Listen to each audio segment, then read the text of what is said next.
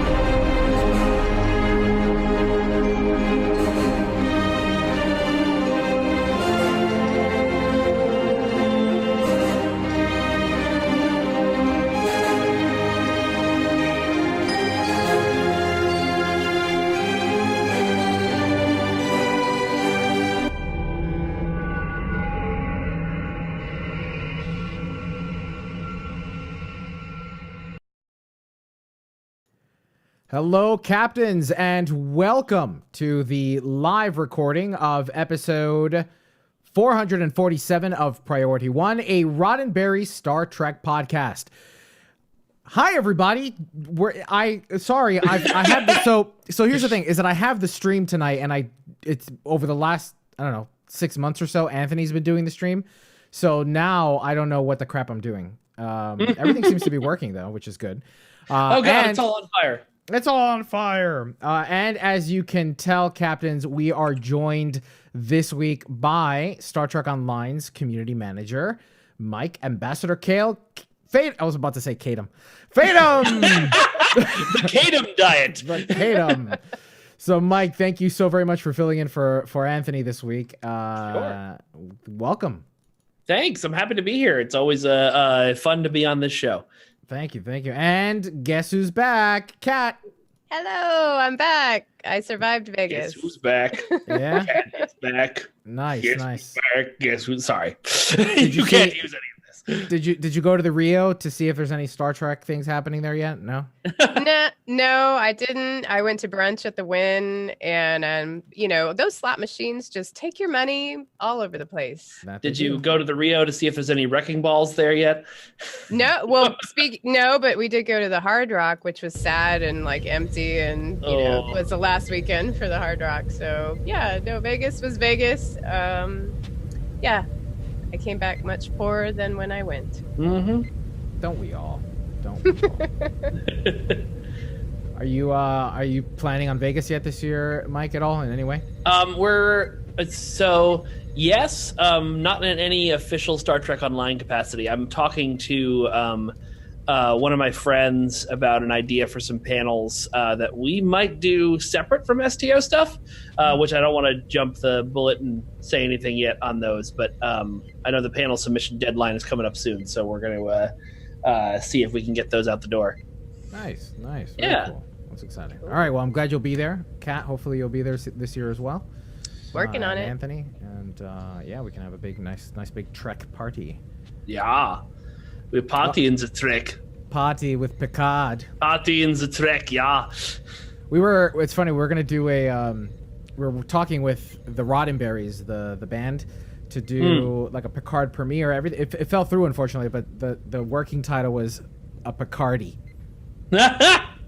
Oh my God. That's great. Amazing. That sounds like totally an award you'd win for being on Picard. Yes. And the Picardy goes to... All right.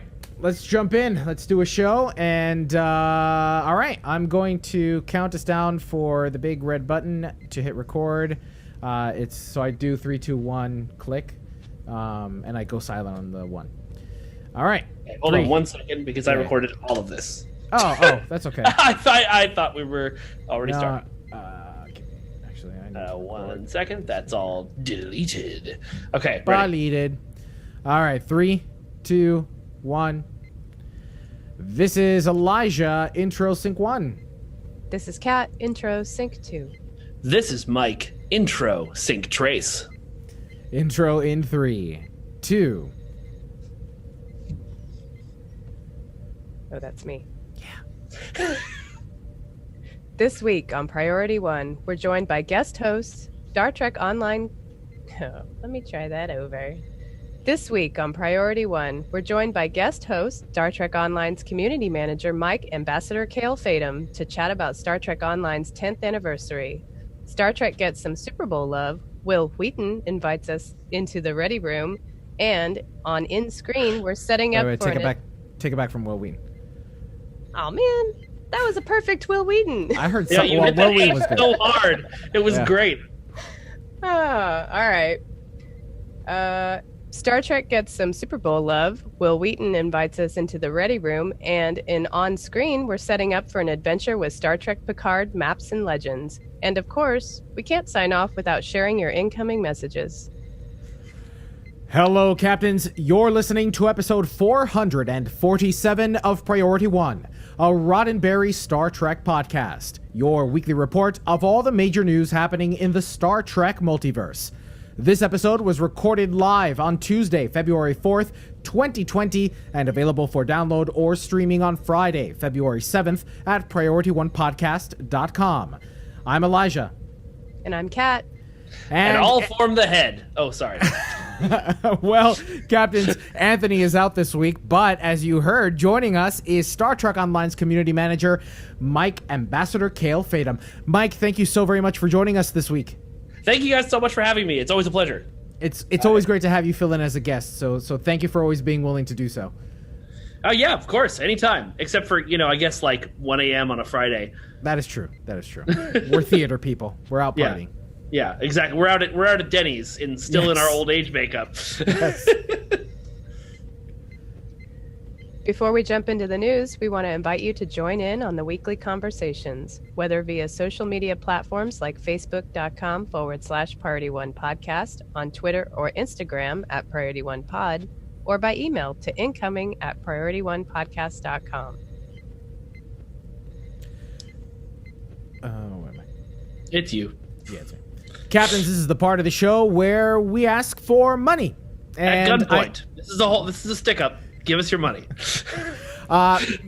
Mr. Fatum does not speak on behalf of Priority One Podcast, but I will say this, that producing a show is unfortunately not free. And as awkward as it is to ask for your hard-earned money, we do offer some interesting perks to you if you decide you want to become a monthly supporter of Priority One. Just head on over to patreon.com/Priority One to find out about those perks, including an entirely exclusive episode of Priority One titled After Hours, where we essentially talk about all that's happening in the Star Trek multiverse, unscripted and unedited. Things do get colorful. So if you're interested, oh my goodness. So if you are interested, again, visit us over at patreon.com/Priority One. But if you cannot offer a financial contribution, there's another great way you can support the show, and that's by sharing it with your friends on social media. Whenever you see this episode, be sure to hit that retweet button or share it, and let your fellow Trekkies know that they can get their weekly roundup of news right here on Priority One. Why don't you read that, Mike? Okay. Now, let's trek out. I'll go again because you're talking. Go ahead. Now, let's trek out the latest news from the Star Trek multiverse. Woohoo! Yay! Everybody hit stop on their recording and save this track. All right, save. Yeah, I know. I'm going to make a new folder here.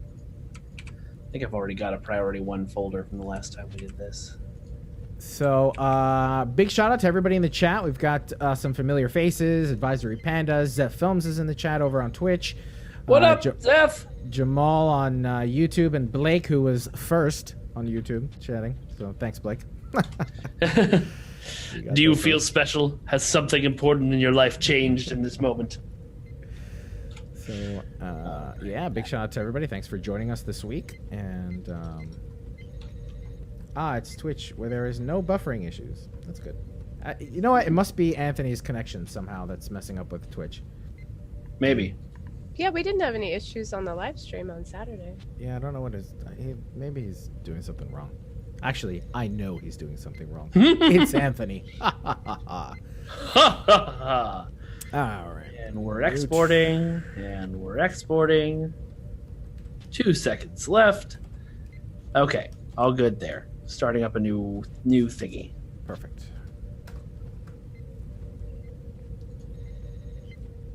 Yes, congratulations to Zeph Films for reaching 10,000 subscriptions over on his YouTube channel. That's awesome. That's amazing. Yeah, that is Congrats. Also, I would love to come on after hours sometime. Unscripted and uncensored sounds fun. Well, we do it after each show. I wasn't going to hold you to it, but if you've got another half hour to spend, I can't tonight because my daughter is sick and I got to get home. But some other time. I hope she gets Definitely, yeah. soon. Things get crazy on after hours. That they do. That they do. Sometimes we say bad words and drink things. That's exactly what happens, and I try to limit the show to a half hour, but like last week we went on for an hour. It was well, that's because Panda is delightful and hilarious. Yes, yeah. All right, everybody ready with a clear track? Everybody is ready with a clear track. Cool. Assuming that I'm everybody. Kat, you good? I'm good. All right, I'm gonna hit the big red button in 3, 2, 1. This is Elijah. Trek it out, sync 1. This is Kat. Trek it out, sync 2. This is Mike. Trek it out, sync 3.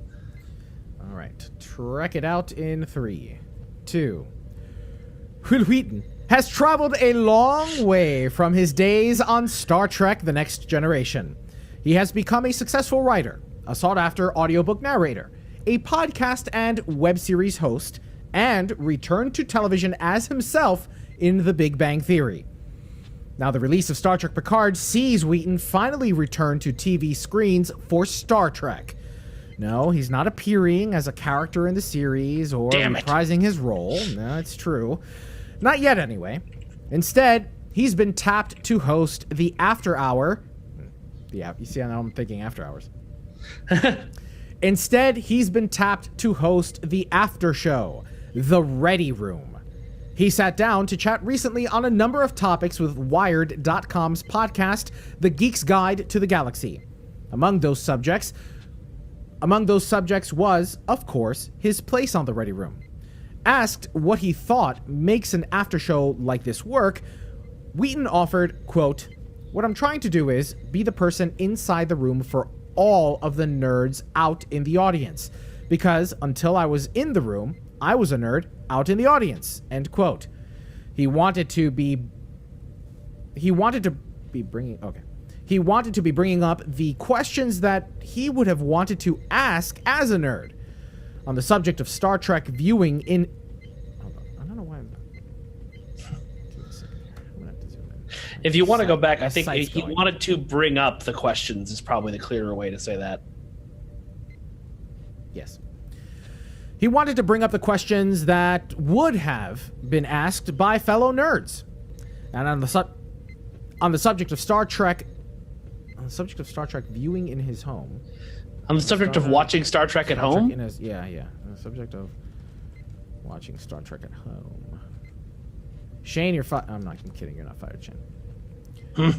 I need you, Shane. I need you, Shane. On the subject of watching Star Trek at home... What? On the subject of watching Star Trek at home, Will says that his wife, Anne, was definitely not a Star Trek fan. Though he concedes, quote, "I imagine the experience of watching The Next Generation with me is not the best experience because I talk through the whole thing. Because everything triggers a memory, end quote. That However, actually sounds like the best experience watching The Next Generation. Can I have that experience, please? I know. Right. I we wanna, watch? Yes, let's watch with him. Like, please. Anne is a wonderful person. I don't want to replace her in any way, except in that instance, I would like to replace her very much. Well, however, the couple have watched every episode of Star Trek Picard, and Will was surprised to find out that, quote, she is crazy about it. She loves Picard in a way that I didn't think was possible, end quote. That reaction from his wife has given Wheaton hope that Picard may bring together lots of other couples where one spouse is the nerd and the other is the muggle, as he says. He says, not us. I also wouldn't call his wife a muggle, but you know. Captains, you can catch the Ready Room every week on Facebook Live following the release of new episodes of Star Trek Picard. All right, so speaking of after hour shows and post-show things, we've seen a few iterations of this happening, right? Well, we saw with Star Trek Discovery having its own thing, and then later on season Did anybody 2, we know appear on that show? Some dude, just some guy. In Oh, Asia. Matt Myra was. Oh yeah, you were on that show. Yeah, I don't know. It was some nerd in a Star Trek Online uniform. Oh my god, that's amazing. Yeah, that season 1. Yeah, it was cool. But yeah, we've seen Matt Myra do one. We saw then another host come in. I believe she was from IGN. And now we have Will Wheaton. And I don't know. I think I like it with Will Wheaton because he's so connected to Star Trek, right? Well, he's like the perfect bridge between, like, he's connected to Star Trek, but he's also a quote unquote one of us. Like, right. He's as he described himself, the giant nerd in the room. You know, he's the guy who would be watching this show anyway. And so I think that's a great bridge. Having the experience of being on Star Trek and also like being a huge fan of Star Trek. I don't think many people who fit into both those categories. Exactly. Kat, have you watched much of the Ready Room? I watched the first one, but I couldn't find it for the last episode. But the first one was great, and I say Will Wheaton has excellent fashion sense, and his shoes were so cool. I just kept looking at his shoes. But you know, he did a great job, and he did ask the questions that came up to me. So I was like, "This is fantastic! I wanted to know that too." And what's nice is that it sounds like he's listening, and then he reacts by listening. Whereas past hosts tended not to do that. They tended not to give a proper follow-up question. It was just like that awkward, which we here at Priority One we've had that happen. Everybody does. Everybody, that. Yeah. Years of interviewing experience, and I still interview people and go, "Oh, that's cool." Yes, so here's a segue to my next question. Yes. So yeah, he seems right in place. And Kat, you bring up a good point about watching where to watch it. So you can definitely catch it on CBS All Access, which if you haven't already subscribed, please be sure to use our affiliate link at PriorityOnePodcast.com/CBS and sign up using our affiliate link oh my goodness, I have a hard time with affiliate. And sign up using our affiliate link. But the Ready Room is also made available on YouTube. So you can catch that over on CBS All Access's YouTube channel. We'll have links in the show notes. Which actually, their YouTube channel has been pretty great since Picard launched. Like, they just put out a feature on the Borg cube and like what the situation is with it, filling in a bunch of details there, and they had a bunch of other stuff too that I was like, oh wow, thank you for putting that together. I really appreciate it. Yeah, that's good. That's really good. Oh, that's cool. I didn't know that. I'm gonna check it out. Yeah. All right, let's go into the Super Bowl. All right. This Sunday evening, 102 million viewers sat down to watch the USS Enterprise warp onto their televisions. They might say that's what they were sitting down to watch for something else, but we all know they really sat down for the Enterprise. And thanks to a typically big-budget Super Bowl commercial from retailer Walmart, that's exactly what those 102 million viewers got to see. The 1-minute spot opens in an orbit above Earth with the distinctive new warp sound from Star Trek Discovery. The show's new USS Enterprise appears on screen. With the distinctive new warp sound effect from Star Trek Discovery, the show's new USS Enterprise appears on screen. From there, the commercial parades through a who's who of sci-fi franchises: the Lego Movie, Flash Gordon, Men in Black, Bill and Ted, Mars Attacks, Arrival, Blade Runner, Marvin the Martian, and even Star Wars. Do we talk about Star Wars on this podcast? Is that allowed? Yeah, I end up bleeping it out. In another shot with the Enterprise hanging in the sky, 2 store employees laden with shopping bags are beamed out to deliver their goods, and we never see them return, so they were actually eaten on the ship. That's how that works. They're replicator food now. And in a follow-up bit of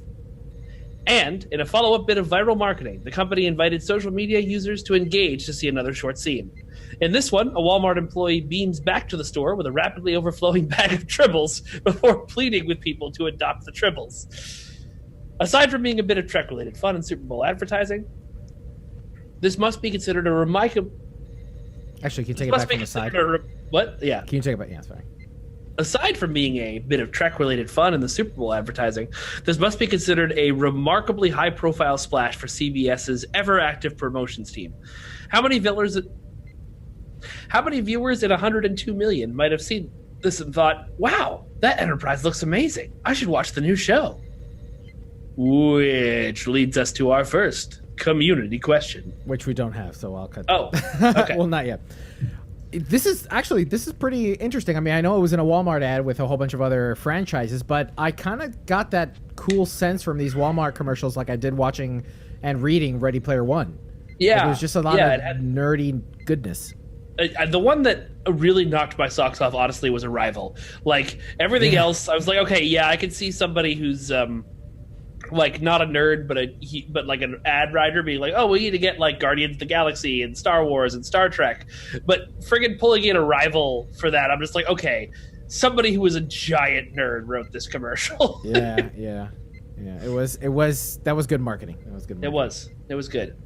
It made me want to not go to Walmart because there's so many reasons, but it was a good ad. It was a good ad. And then something else happened. Some team won the mega kickball thing, so that's cool. All right, that was a good game. It was just one of those games that the you're going to cut all this out because it's about sports, but it's one of those games that the game was decided like 20 minutes before it actually ended, and so it was just sitting there watching my dad get more and more depressed as the night went on. Okay. That's sad. You mean that team from Kansas? Well, the team from Kansas won. My dad's a 49ers fan. I watched Groundhog Day. Was it good? Oh, yeah. Good. Don't drive angry. I haven't seen that movie since I was a kid. Oh, it's so good. Yeah. All right, Cam. All right. According to a recent press release from Viacom CBS, Star Trek Picard, along with the Grammy Awards live stream, drove CBS All Access to a new record for subscriber signups in a single month. Not only that, but Picard's premiere set a high new watermark for the streaming service's record of total streams. The previous record was set back in 2017 by the series premiere of another Star Trek show, Star Trek Discovery. Without sharing specific viewership data, CBS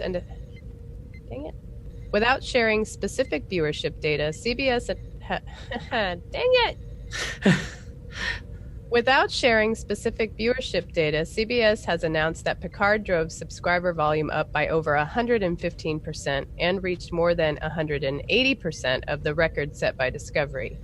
Speaking for the press release. In the press. Yeah, in the press release. I'm like, press releases don't speak. Speaking in the press release, Mark... Oh, man. Debevois. Debevois? Debevois, yeah. Debevois. Speaking in the press release, Mark Debevois, president and CEO of CBS Interactive, said, quote, "We've seen tremendous continued growth in the service, and the new records we've experienced due to Star Trek Picard, the Grammys, and a fantastic season of football are a phenomenal way to kick off what will be a fantastic year for CBS All Access," end quote. On the back of the show's strong performance, CBS All Access has now released the first episode, Remembrance, to view completely free on the streaming service's website or mobile application. If you haven't pulled the trigger on a subscription yet, this is your chance to get a glimpse of the show. by using our affiliate link. PriorityOnePodcast.com/CBS. Wait, what's that link again? I'm sorry. PriorityOnePodcast.com/CBS. I think you need to say it a little faster. PriorityOnePodcast.com/CBS. Faster. PriorityOnePodcast.com/CBS. Click the link. Do it. I mean, good for CBS All Access. I mean, I don't. Yeah. I know that they were, they had set goals for subscriptions back in 2016 prior to Discovery, and then throughout Discovery they shared some of those goals. I'm subscribing because of Picard, but that's just about it. And I happen to have liked the Twilight Zone reboot that they did, but beyond that, there's not much else that I watch on that platform. Plus, it's still a little clunky in some of the distribution services. It's okay on Roku, but on web it can be a little clunky. Also, if there's heavy server load, which there was that day of the premiere for Star Trek Picard, there was quite a bit of buffering, and it was not streaming at the highest definition it could have. So yeah, but this is a sign that Picard's bringing in money, which means that hopefully they'll reinvest that money into more productions of Star Trek related things. Yeah. Well, they've only got 15 Star Trek shows in the pipeline now. Right. I think it's one of those things. A lot of people are like, well, they won't give us the real numbers. It's just a press release. But if Discovery hadn't done amazing, they wouldn't have greenlit Picard, Section 31, Lower Decks, and I think there's one other that I'm forgetting. And the fact that Picard is doing this well, I think, will lead to them greenlighting another 5 Star Trek shows, because I think they've realized a number of people subscribe for when the show is on the air and then unsubscribe for when the show is not on the air. And so I think the plan may be to just never not have Star Trek on the air. I'm okay with that. Yeah, why not? I'm okay with that. Yeah, I read that they were going to start filming Section 31 as soon as Discovery wraps. Yeah.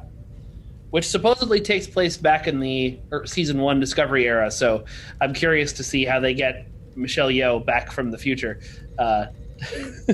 Yeah, well, my guess is it's probably going to be some kind of prequel thing. Oh, that makes sense. Like it'll be her before. Well, no, wait a minute. Well, that's like impossible. after she comes to Discovery, and then the time between when she starts serving for Section 31. Yeah, I guess it would have to be that short time, right? That's like a month or two. Or they do some shenanigans and there's a temporal portal, or they go around the sun really fast. And yeah. Huh. The lovely thing about Star Trek science is that while it's all based in very real science, there's also a lot of you can just go hand wavy space magic and call it a day. Yes. And people will write whole books about how your space magic works. Or doesn't. Well, no, they'll write books about how it works. They'll record YouTube videos about how it doesn't work. That is truth. Well, Captains, that's all the news that we have to Trek out this week. Now, let's find out what happened in the world of Star Trek gaming. Ooh, that's my area.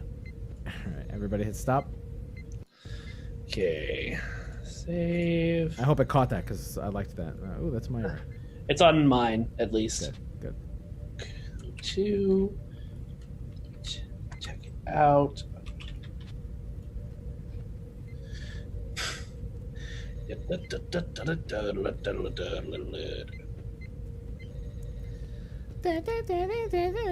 Oh man, you are the worst person. Freaking brain ninja.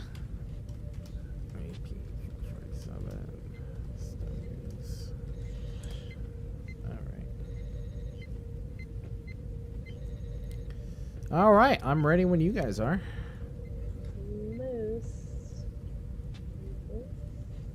So, Mike. I'm just still exporting. Sorry, I've got 21 seconds here. Oh, no, that's okay. I wanted to ask you a question while we were passing time to make it ready. Okay. So, there are several people in the chat that have a very... Congratulations. A question. Hey, we get people in the chat. There's 5 people in the chat. Hey! There's more than 5 people in the chat. So this one, you know what? This one I'm going to ask too. I'm going to be like, hey, why not? ¿Cuándo vamos a tener Star Trek Online en español? So, um, If you say the cat is on the table, I'm gonna fly out there. let's see. gato está Star Trek abajo. Online en español no es posible porque. Oh God, this is so bad. I'm sure the people in chat are like, "What is he doing?" Porque. Yeah, I'm done with my Spanish. My high school Spanish. Basically, here's the deal. There's a different company, Perfect World Europe, that does all of the localizations, and they do it based off of who. Sorry, I've just you vaped suddenly, and it surprised me. It always surprises you. Well, because you're such a good person, and then you vape, and it just throws my dignity out the window. Damn, what a burn. But anyway, so basically it's based on the resources of the number of people who play the game. And so, like, Germany, obviously we've got 1 billion people playing Star Trek Online over there because there's a huge Star Trek community in Germany. There's a big Star Trek community in France. There just isn't enough players in Spain to justify the cost of translating everything to Spanish, unfortunately. It's it's interesting because I've been toying with doing a version. What was that?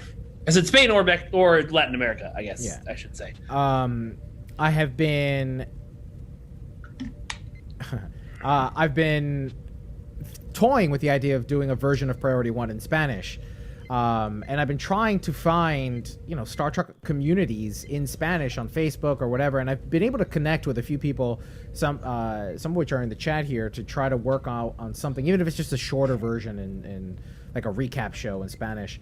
Yeah. But yeah, I do notice that there are, Spanish and Latin American fans of Star Trek, but it is smaller compared to something like Germany, right? It's just because Germany Star Trek is friggin' huge over there. And also,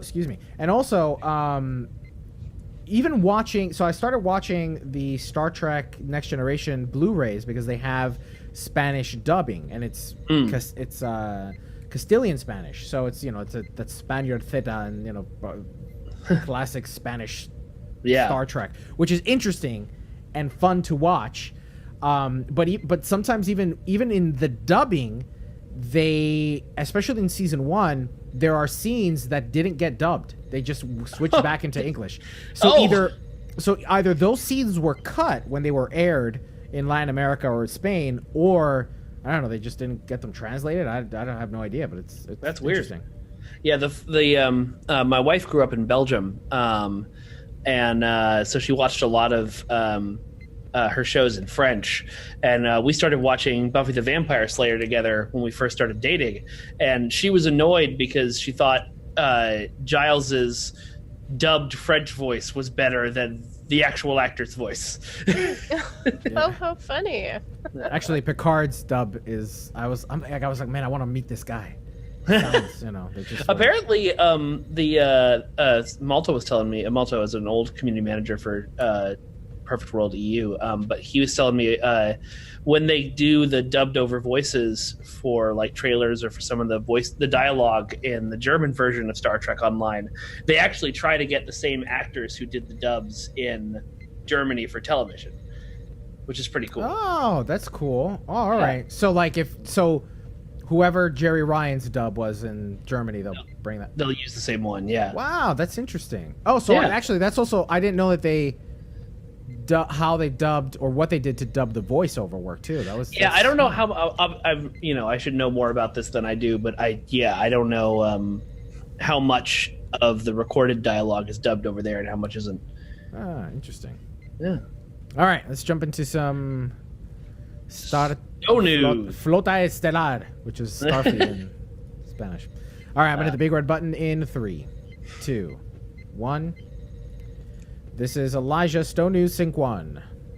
This is Kat, STO News, Sync 2. This is Mike, STO News, Sync San. STO News in 3, 2. Captains, as we mentioned, and as you've already heard, we're joined by none other than Star Trek Online's community manager, Mike, Ambassador Kale, Fatum. Mike, thank you again. Now, sorry, Elliot, you can do a better introduction than that. I'm gonna need some more stank on it. I'm gonna need a list of my accolades. Here we go. Captains, what? All right, Captains, what better way to talk about Star Trek Online than with none other than the game's community manager, Mike, Ambassador Kale Fatum. Mike, thank you so much. That was good. It's good. I need it to be about 20% cooler. Oh man! All right. Well, no, I'm kidding. It's gonna be downhill from here, man. Downhill from here. Well, thank you again for joining us this week. Let's talk about that 10th anniversary, man. It's 10 years of Star Trek Online. It's been amazing. The response from the fans has been ecstatic, and I'm really happy to see it because the team worked so hard on getting this anniversary right and finding a way to tell a story that, both throws back to our love of the last 10 years of the game and our love of all of Star Trek, and while still tying into, the future of what's going on in Star Trek now by having, Michael Burnham and Seven of Nine, the Picard version of Seven of Nine, back in the game. So I'm really, really excited. I think it's spoilers, by the way, but I think it's such a uniquely Star Trek Online thing to do, to go to the deepest of cuts with Excalibur to tell this story, and I love that we did that. Yeah, it's been real fun. Let's talk about leading up to the 10th anniversary. So leading up to the 10th anniversary, you got creative, with the website and with doing a lot of these augmented reality games. Talk to us a little bit about that and where that stemmed from, and will we be seeing more? I hope so. So what happened was basically we've noticed that when we announce something huge, like say when LeVar Burton was joining the game, that we'll get like a bump on news and stuff like that. Like Nerdist will pick it up, or IO9 will pick it up. Somebody will. But it'll be, we do the announcement, 2 weeks before the game update. So people will say, oh, that's cool, LeVar Burton's coming back. I'll try to remember to check out that game in 2 weeks, and then it's gone because other things have happened. And so this time, the marketing folks at Perfect World, who are very smart people, decided we were going to, for the anniversary, not announce our major story and our cast members until the day we launched, so that people would see it, it get picked up by the media, and then you could immediately go and play the game, which I thought was a really cool idea. But it left me without my usual hype engine for the players who are currently playing the game. I could talk about stuff like the, To Hell with Honor and things like that, but there was no way to talk about the actual story. And so I got permission to tease it, and I got permission to tease Lincoln's involvement. That was actually at the end of a long process. We knew what the story was early on, and the first thing I pitched was trying to get Denise Crosby in to do like you're getting intel from Sela while she's in while she's in Federation custody and being interrogated, and that leads you to Excalibur. That ended up not working out. We went through a few other iterations. We were going to try and get J.G. Hertzler, and then we were going to try and use Kagran from earlier in Star Trek Online, the Klingon intelligence officer. And then very suddenly, Al just said, "Why don't you do Lincoln?" And I said, "Oh," which was a super amazing experience. I wrote, 3 or 4 things of dialogue for him that then our audio guy extraordinaire, Michael Henry, got the actor for Lincoln to come in and record, and did all of the, audio love on them. So certain parts of them would be, censored out and stuff like that.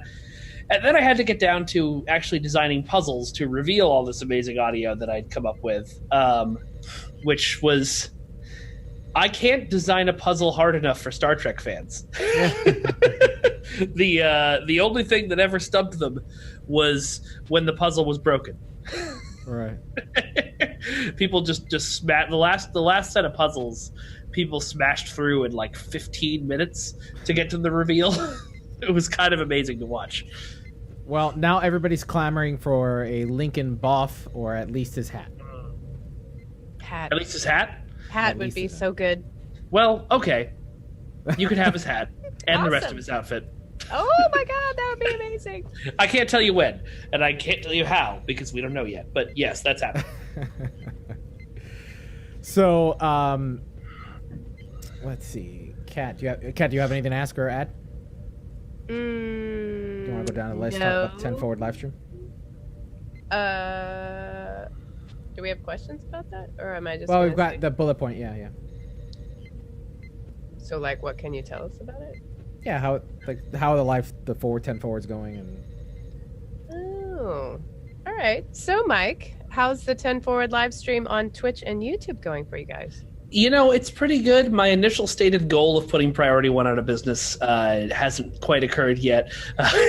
But no, sorry. What a dick! I'm saying it out loud now. I'm just gonna put it out there. It was an inside joke when I first announced the weekly streams. It was right near STLV, and Elijah came up to me and very nicely was like, "Please don't put us out of business." But yeah, no, it's great. It's a really fun way to connect with people. It's a direct conversation with our fans. We get the developers in, and they get to talk a little more about what they were thinking. It's probably one of my favorite parts of the week. I really genuinely enjoy doing it. It's super fun to watch. I love Jet. She's great. She's great. She's become, I think, the most popular guest very quickly. She's fantastic. All right, Mike. Well, now we're going to have to talk about the 10th anniversary legendary Starship bundles. There's a third bullet point there. I am skipping that because we saved that for Vegas, sir. We saved that for Vegas. All right. I would totally do a sing off, but you know how it is with live streaming. It's out of sync. It'd be impossible to just sync up. I mean, you could just start confrontation and see what happens. Vegas. We got Vegas. We'll always have Vegas. We'll always have Vegas. Well, last week we talked about the upcoming 10th anniversary legendary Starship bundle set for release on February 13th. And at the time, 2 out of the 10 announced ships in the 30 or 45,000 Zen Mega Pack, the Nose Art Pilot Defiant and Command Ross Galaxy Cruiser. What the hell did I just read? The Nose Art Pilot sounds like you're digging in your nose for the ship. Yes. All right, let me take that from the top. Well, last week we talked about the upcoming 10th anniversary legendary Starship bundle priced at 30,000 or 45,000 Zen, a mega pack. This week, 4 new ships were announced: the Verity-class Odyssey Command Dreadnought Cruiser, the Verity-class Odyssey Command Dreadnought Cruiser. Elijah, hold up 1 sec. Yeah. I accidentally unplugged my headphones. Oh, that's okay. Sorry. All right. Go for it. Cool. This week, 4 new ships were announced: the Verity-class Odyssey Command Dreadnought Cruiser, the Miracle Worker Post-Nemesis Sovereign Refit. Oh my goodness. What is wrong? Something is wrong with consonants tonight. The Miracle Worker Post-Nemesis Sovereign Refit Assault Cruiser, the Columbia-class NX Temporal Escort, and the Kelvin Timeline Constitution Refit Intel Battle Cruiser. Now, Mike, why don't you give us a quick rundown of these 4 newly announced starships? Yeah, sure. So as you mentioned, there's the... Well, you mentioned them all. I'm not going to go through them again. But these are 4 new ships that have joined the bundle. There's the Odyssey, the Sovereign, the NX, and the Kelvin Timeline Constitution. All 4 of them are ships with totally new stats and wildly new, exciting costumes that Thomas has made for these ships, including all of the consoles and traits for each of the ships, including a brand new account unlocked Starship trait for each one. So there's a lot of stuff that comes with each of them. I know the pilot maneuvers Defiant from last week was one of the most requested ships we've ever had. A lot of these are just interesting remakes of the ships too. One of my friends was saying that they weren't super excited about getting another Sovereign until they saw the stats on that ship and decided it was going to be their new tank. So it's good stuff. So again, talking about the differences between these ships and existing ships, we're talking of not only just new skins, but we're talking new consoles, new powers, new Right. setups, and configurations, right? We are, yeah. So they all come with new seating, sometimes new weapon layouts. I think the Sovereign is a 4-4 instead of a 5-3 now. Like I said, all of the traits and all of the consoles that have come with these ships previously, and a brand new trait for each one. Yeah, that's nice. Yeah. So, there has been some controversy regarding the announcement of the pack, that sticker shock price. We talked a little bit about it last week. Before we talk more about the pack, I kind of want to discuss the marketing method for the new bundle. One question I posed last week was, why announce the price before, listing all the items, for instance? So I always knew I wanted to announce this bundle. Originally, it was going to be one at a time. It moved to two at a time because we needed to have all the skins ready, and they wouldn't be ready to do it one at a time up to the release. But I always knew I wanted to do that. I wanted to spread out this announcement to give people the most time to be excited about each of these ships, because it's not, something this big. You don't want to just dump it on everybody. It's like one blog and done. It's an overwhelming amount of information. But I also didn't want to spend then 2.5 weeks saying, here's all the ships in the bundle, and then at the very end say, and here's the price. And it's way higher than you probably expected, because we knew it was higher than people probably expected. And I knew that was going to be a consideration for a lot of people. And so I think when you're putting out something like this, it's much more fair and much more it leads to a more truthful conversation if people know what they're getting into right from the start. And so I specifically asked Andre and got his permission fairly readily to be able to announce not just the announced price, but also the sale price for these ships, because they're going to be down to, I think, 195,000 and 293,000, I think, for the mega pack when they first launch. So that's actually, about a 35% discount, I think, on each of them. But I wanted to make sure people knew that stuff up front, because I know those purchasing decisions, we didn't want it to be a snap decision for people. We wanted people to be able to look at everything that's in this bundle and make an informed decision on whether they wanted to purchase it or not. Right. Kat, why don't we jump into talking a little bit more about the bundle? Okay. Well, so you said that the ships that are going to be released in the bundle have new seating, new consoles, and things like that. But what about the lobby, lockbox, and promo versions of those ships? Are they going to outperform the bundle counterparts? So that's kind of a subjective thing. And I'm sure you could ask some people people will have different answers to that question depending on how the stats work. I know Jet worked really hard to make these ships good, but not game-breaking good and not invalidating your previous purchases good. But in terms of whether they're better or whether they outperform, that's kind of up to you guys to look at and decide as you play with these ships. And what about the visuals? Will they be made available to players that own the previous versions? Not at this time. Those are unique to the pack. Well, right.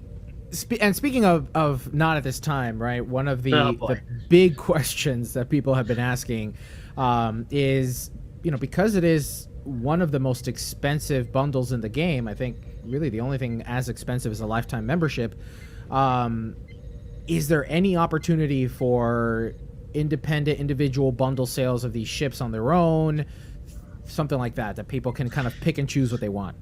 So not right now, as I said on the Nighthawk live stream that led to the giant Reddit comment right now. This bundle is going to launch as is, and if you would like the ships in it, you could purchase them in the bundle. That doesn't mean we'll never release them on an individual basis. I think there's lots of opportunity to do that in the future, but I also don't know of any specific plans we have to do that in the future. So, I think if you really want these ships and if you really want everything in the bundle, it's an awesome deal, and I wouldn't wait for them to be released piecemeal to buy it. you only want 1 or 2 ships, I mean, that's up to you. I think you could conceivably wait, but I don't want to promise that there's ever going to be a ships released individually, because I don't know. Those plans have not solidified one way or another yet. Right now we're focused on getting the bundle out to people and having it be super exciting. Now, I don't want to pigeonhole you in any way. This may end up even being a question for someone like Andre, for instance.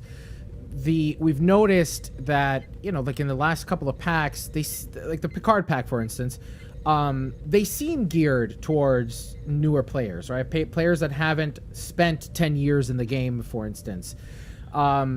I mean, that's an understandable marketing decision. I mean, you want to get new blood in the game, and you want people who haven't played for the last 10 years to either catch up or not feel like they have 10 years of catching up to do, right? You don't want that barrier to entry or that learning curve. I think that some players feel a little bit, some of the existing players, the 10-year-old players, feel a little bit as if though a pack like this leaves them out.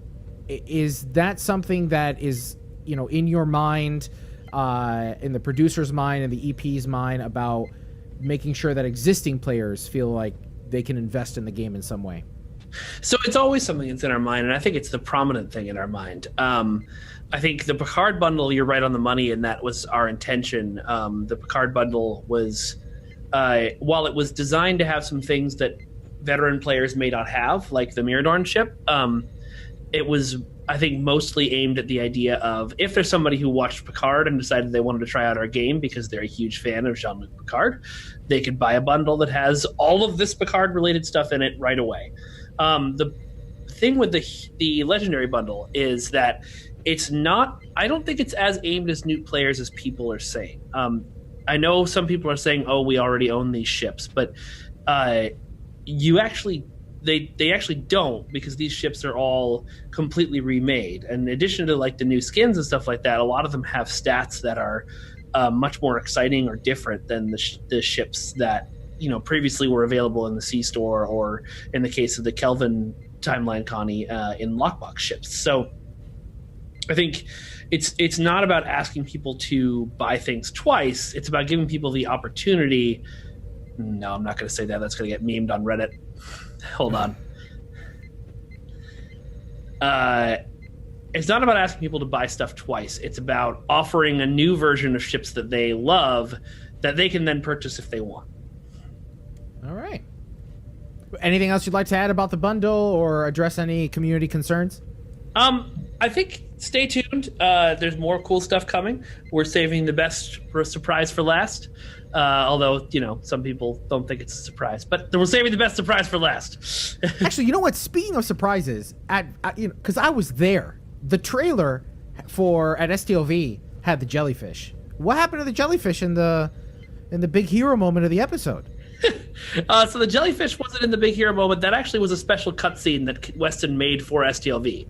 When I was asking for a cutscene to show off all of these ships, to tease that moment in Measure of Morality that everyone was so excited for, I specifically asked for the jellyfish because I wanted to tease the jellyfish, and because I couldn't get out of my head the image of this smaller ship flying and doing circles throughout all of the big gargantuan hero ships. I just thought it would be such a really cool visual, and so that's why that ship was there as kind of your gateway into seeing all of these ships together for the first time.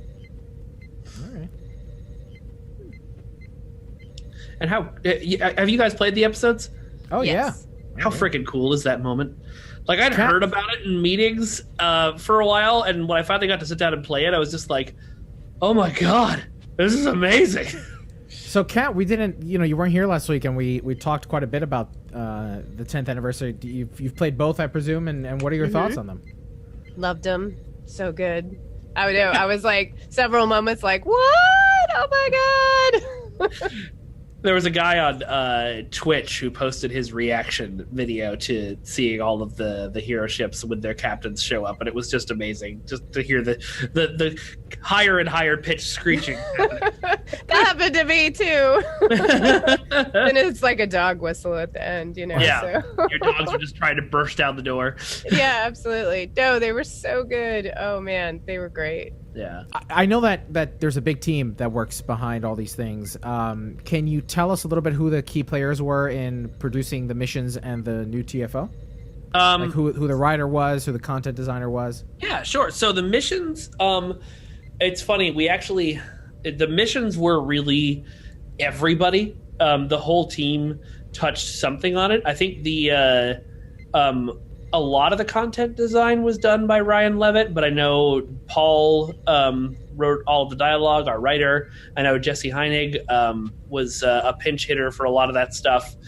John Hegner designed the TFO to Hell with Honor and did an amazing job with that.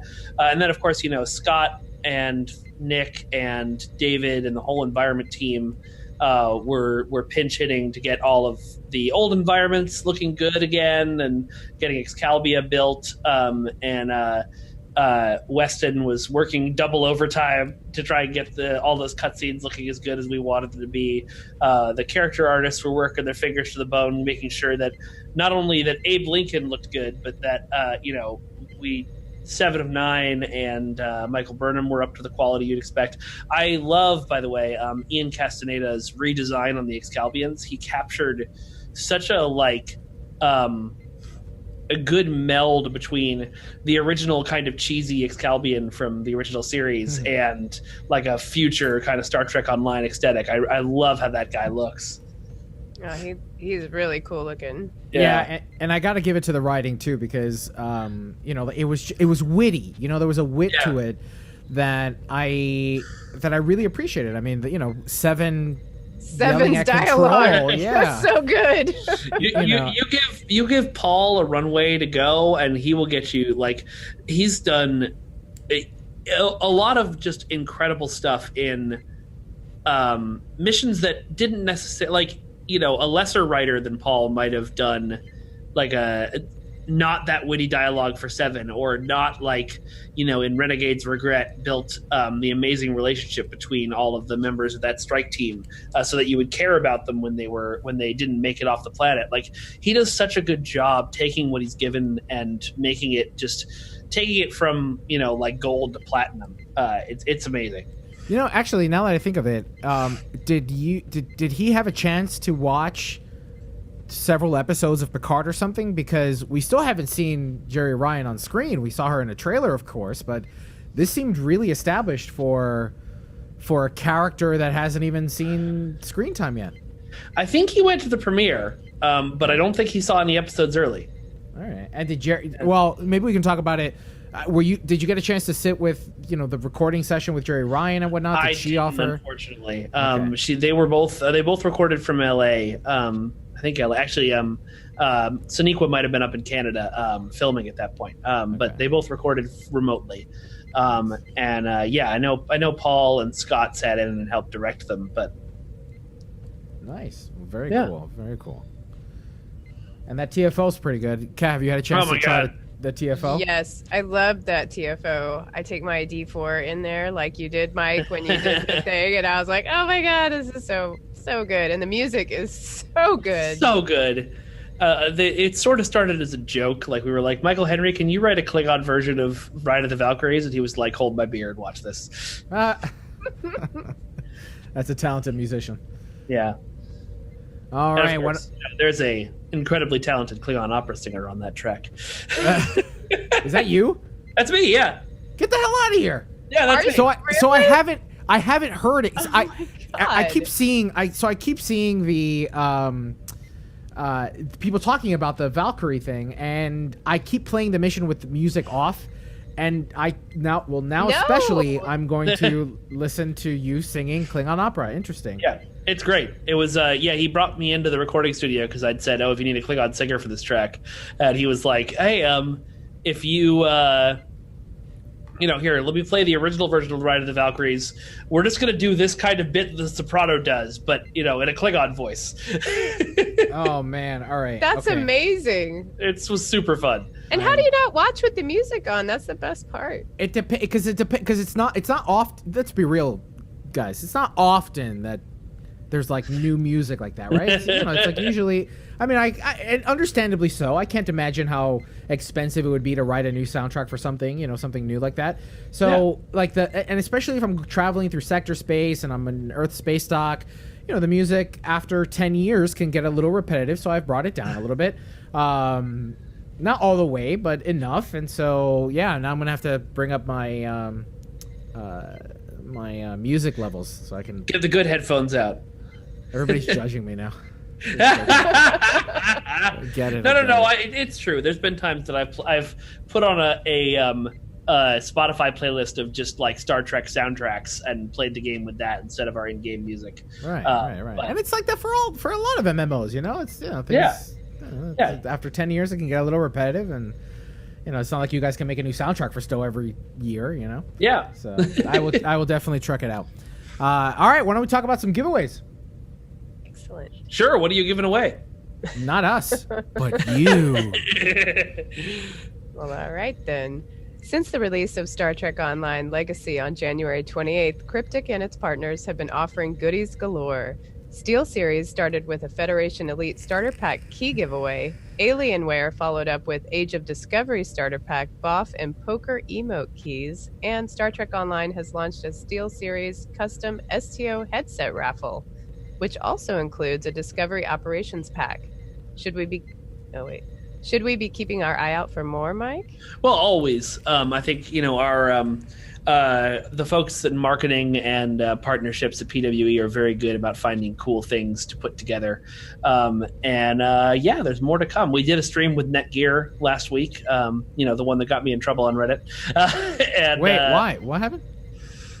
You know what happened? It's quoted in bold up top. Oh, Netgear. I heard you say Nightgear. Oh, Nighthawk Pro. Yeah, because Nighthawk is. I get it. Netgear. Got it. Yep. I'm with you now. But so it's there's one thing coming up that I can't give details on, but I think is super cool. That I'm waiting to see what the details are and how that giveaway is happening. There's always more and more stuff coming. Nice. Yeah. So we've also got some patch notes, and who better than to deliver us some patch notables than Mr. Mike Fatum himself. Go ahead, and Mike. The man who copies and pastes the patch notes onto the internet. And then goes through them with a fine-tooth comb. All right, so along with bugs and fixes this week on PC, Battle of the Binary Stars, Normal, Advanced, and Elite, and Mycelial Realm, Normal, have been added to the available TFO lists. With Normal and Advanced... Oh, I see. Okay, let me do that again. Along with bugs and fixes this week on PC, Battle of the Binary Stars and Mycelial Realm have been added to the available TFO lists, with normal and advanced versions of Battle of the Binary Stars and the normal version of Mycelial Realm becoming eligible for random matching. On Tribble, the episode Measure of Morality Part 1 no longer rewards the Assault Squad phaser rifle, but instead now rewards Seven's dual Tetrion rifles. True Endgame also gets a boost. Endgame also gets a The only true endgame, Space Barbie, also gets a boost, as the Borg exoskeletal frame has been made available for bridge officers in the Taylor, and there are more hair options for Romulan female and Romulan male players, and Michael Burnham's short hair, tight curls raised, has been added as a free unlock to the Taylor. And I noticed the script here also doesn't note Seven of Nine's hairs are also available in the game, and get out of my head, because I was just about to talk about that, because I love it so much. Like, all my characters now have Seven's hair. The fact that they made that long hair available for male characters too made me so happy. Oh, I know. I have like Fabio on my KDF guy. It's amazing. Actually, you know what? Are you guys gonna retcon, not retcon, but like remaster the Voyager episodes that you guys did with her? No, and I'll tell you why. We had a discussion about this, and you may have heard Al say something about this at STLV, because I think you were on stage when he said it. But basically, we look at our game like a Star Trek theme park or a permanent Star Trek convention, and we could go back and do a bunch of hand-wavy stuff and rewrite Seven's whole thing and get Jerry back in to record it all. But if you're somebody who's a big fan of Voyager and you want to go on an adventure with Seven of Nine as you knew her in the TV show Voyager, then we'd be cutting that out for you completely. So if now we've got it set, so if you want to hang out with the Picard Voyager, you go and play with the Picard 7 of 9. You go play Measure of Morality. If you want to hang out with 7 of 9 as she was on Voyager, you'll go play the Delta Rising missions. And yes, it is a little bit of a continuity headache because Picard takes place before Delta Rising. So somehow someone has to explain how 7 went from Snarky 7 back to Borg 7 and then back to Snarky 7 again. But you'll figure it out. Your Star My Trek immersion. I think, you know what? Let's skip Armada news and top tip this week. All right, Mike. So before we leave Star Trek Online news, is there anything that we did not get a chance to ask? We do have one question in the chat that I kind of want to ask. Do it. You know, there's been a lot. You know, we've got the bundle, we have the 2 new missions, some rewards, the event ship, for instance. Did the team, have you guys thought about perhaps something for legit 10-year-old players? You know, people who have had the same account, you know, linked to their banks for 10 years or, you know, things like that? Yes. Fair enough. All right. Well, there you go, Salaknar. There you go. Those emails are going back and forth. And actually, it was Salaknar on Twitter who inspired me to start those emails in the first place. So good job, bud. Well, there you go. Well done, Mark. We have something to look forward to. That's exciting. That's really exciting. Well, Captains, tell us up. Well, Captains, that brings us to this week's first community question. After this discussion with Mr. Mike Fatum himself, Ambassador Kel, what news from this discussion? Let me see. What's the question that I want to ask? What news from this discussion are you going to immediately post on Reddit and get me in trouble? What excited you most from this discussion? Let us know in the comments section for this episode at PriorityOnePodcast.com or by replying to our community question posts on our social media channels like Facebook or Twitter. Kat, can you read us out into... Oops, it's Maps and Legends. Yes.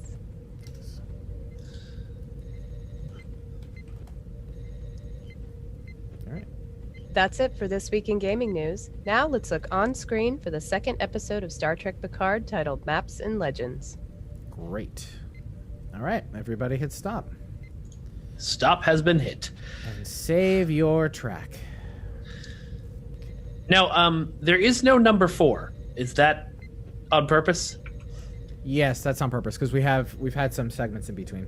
Okay. So it jumps from 3 to 5.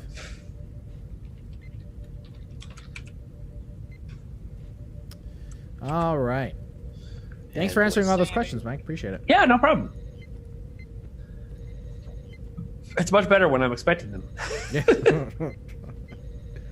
Which is not the fault of Ben or anybody at Nighthawk at all. He said for the chat's benefit, like they're awesome. He just read a question off of chat without realizing that it was a question I was somewhat avoiding until I had a better answer.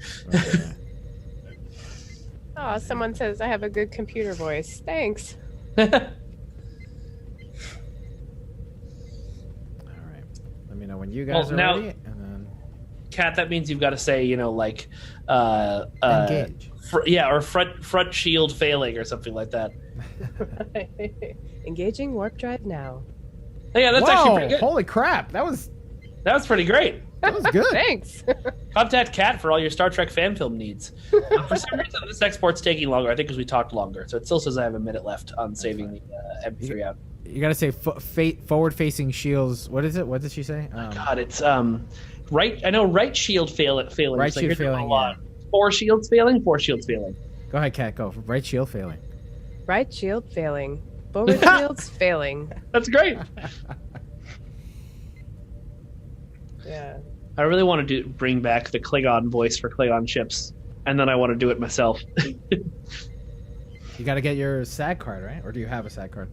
I don't have a SAG card. They're pricey, man. They are, and you have to, have credits in the industry.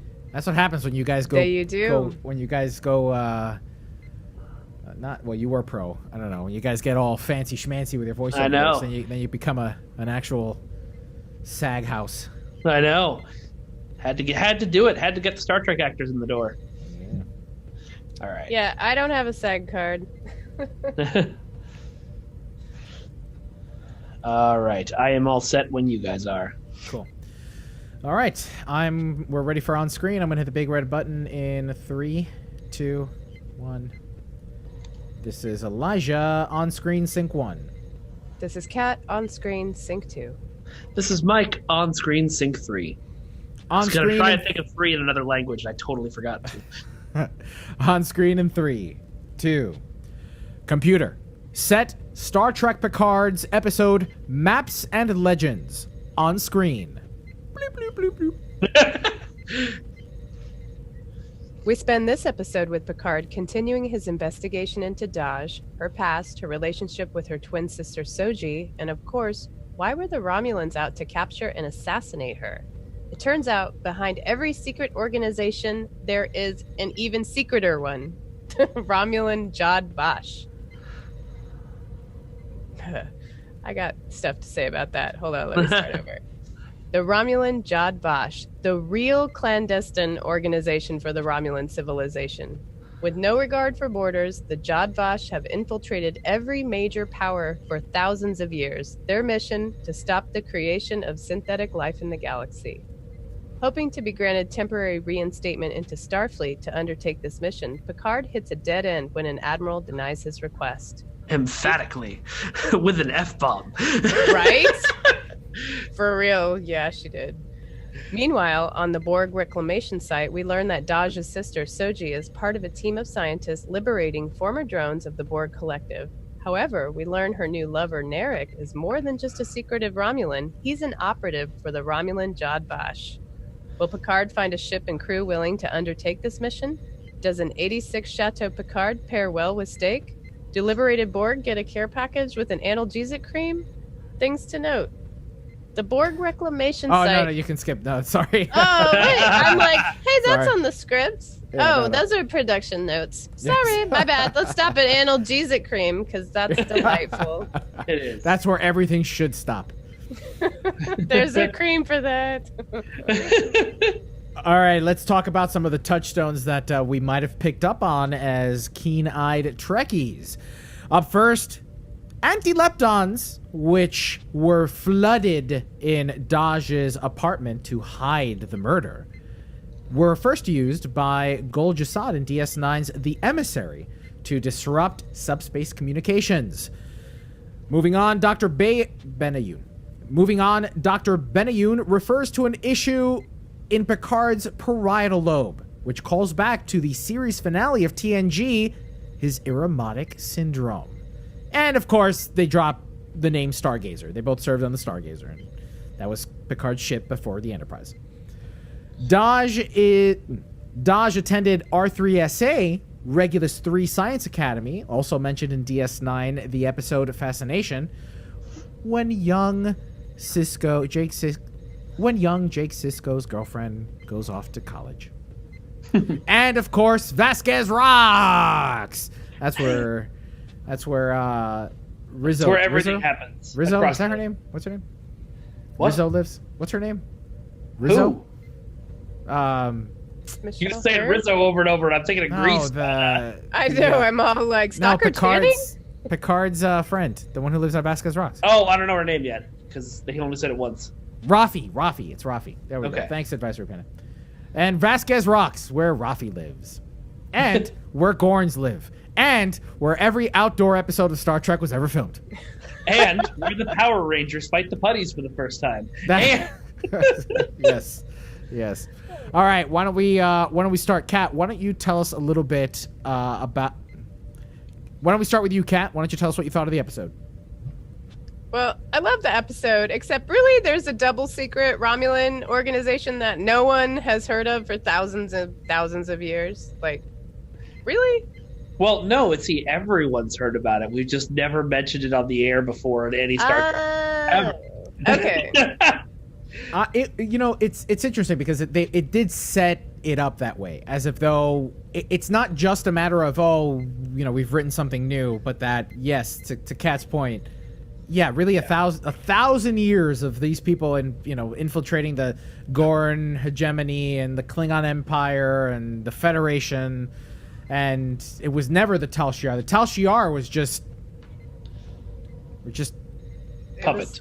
Puppets. Yeah. They were just a facade. It's one of those things that you run into when you're writing for something that has thousands and thousands of years, not thousands and thousands, decades of, written history.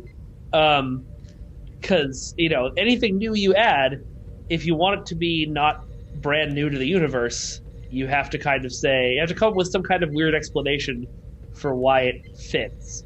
And yeah, we'll see if they do that or not. Yeah, I that's the only thing I really had an issue with was like, really, I can't believe like no one has ever heard of this except for now. But I think the Tal Shiar would have been a big enough baddie, in and of itself, because it's Romulan. But you just don't know that much about the Romulans, so maybe that's why.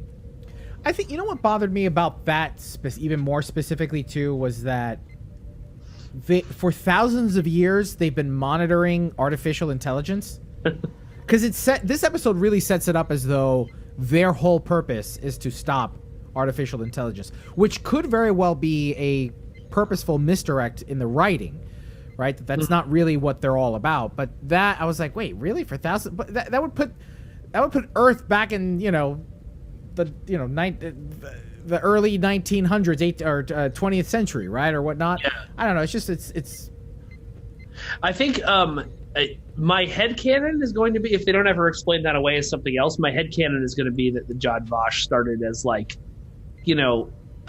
focusing on removing the other from Romulan culture. They were probably one of the first groups that oppressed the Remans, for example.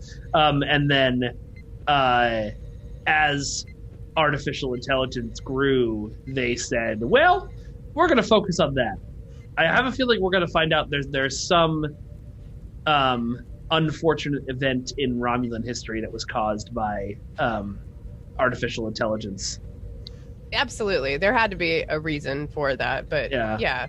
But other than that, I love the episode. I love Laris, and I can't remember his name. Dang it. Yeah. The other guy. I love him. I love the CSI Picard when they go to her apartment. That was fantastic. That was so good. Yeah, I thought the episode was great.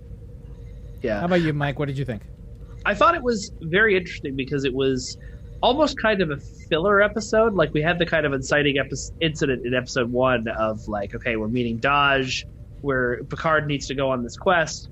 And then episode 2 was kind of the like all of the setup you would need to do to launch the quest, which I assume we're doing in episode 3. So it could have been a really like boring episode, but I think because of A, the writing was really good, and B, like there's just a lot of really interesting characters being acted really well. But you said her name and I already forgot it, but his Picard's Romulan friend, who is the Laris, yeah, the CSI Romulan lady, is amazing. I love her. I love her whole character and how like take no crap from Picard she is. Like, it's like I have deeply respect this man, but also I know he's an old idiot. Right. So I love their relationship. I'm really interested to see where the show is going next. Had we seen Dr. Benayoun before? He looked super familiar, but the actor has been in a bunch of stuff. Like sitcoms and TV shows. He was in comedies, movies. Was he in Scrubs? Was he a doctor in Scrubs? Not a regular doctor. No. But he looked like that one guy, but I guess that's not him. But yeah, no, we've never heard of this doctor who, it really was reminiscent to me of the pilot episode of TOS between Pike and his doctor, right? Like that, it just felt very familiar like that. But the question in my mind was, where the fuck is Beverly Crusher? Sorry, I had to really enunciate the F so that the beep can be really clear. Where is Beverly Crusher? I mean, it almost like they went out of their way this episode to not mention her.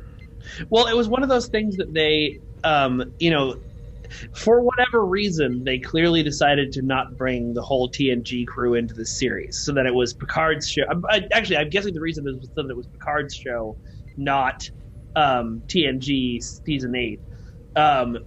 But then they had to, of course, write their way around it. They had that scene where they were like, well, just call your old crew and go off into space with them. And Picard was like, no, I can't because reasons. Reasons, right. Yeah, they're all busy. That are very important. But yeah, I think you're right, that would have been a good place to stick Beverly. Right.